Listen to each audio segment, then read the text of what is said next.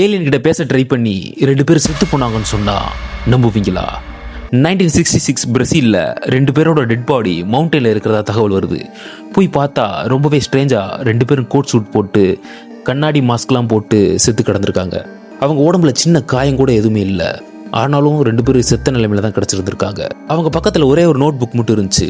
அதில் be at the place 4:30, take capsules, avoid signal மாஸ்க்னு ஒன்றுமே புரியாத லாங்குவேஜில் ஒரு சிக்னல் இருந்திருக்கு. ஆனால் அவங்க பக்கத்தில் எந்தவித கேப்சூலும் பாய்சனும் எதுவுமே இல்லை. கொஞ்சோண்டு காசு மட்டும்தான் இருந்துச்சு.